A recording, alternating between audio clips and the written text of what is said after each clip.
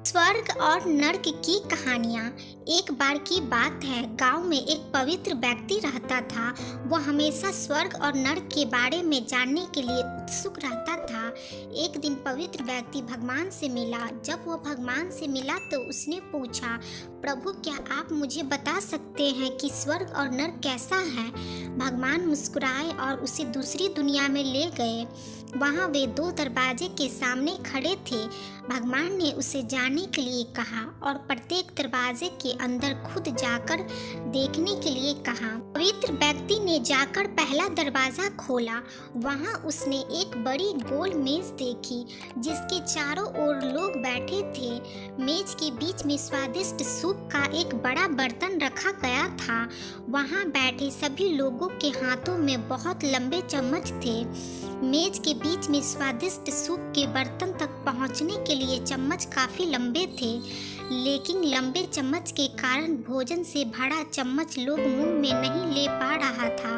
लंबे चम्मच की वजह से खाना न खा पाने के कारण वे सभी दुबले पतले और बीमार लग रहे थे। वहाँ के लोग बहुत दुखी थे। वहाँ पीड़ित लोगों के दुख को देखकर पवित्र व्यक्ति कांप उठे। वह उस कमरे से बाहर आया और दूसरे कमरे का दरवाजा खोला।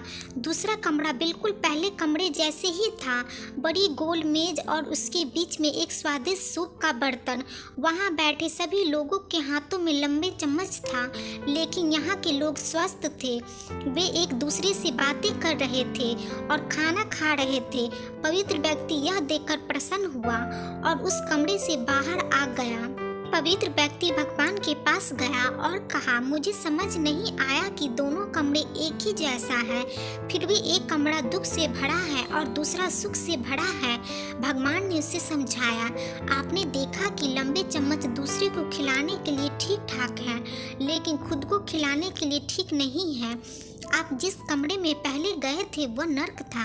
वहाँ के लोग लालची हैं और केवल अपने बारे में सोचते हैं, दूसरों की मदद नहीं करना चाहते हैं, जिसके कारण वे अपना पेट नहीं भर पा रहे हैं और दुख झेल रहे हैं। और दूसरा कमरा स्वर्ग था। यह उन लोगों से भरा है जो एक दूसरे की परवाह करते हैं और प्यार करते हैं, एक दूसरे को उन लंबे चम्मच से खिलाते हैं जिससे वे स्वस्थ और सुखी रहते हैं।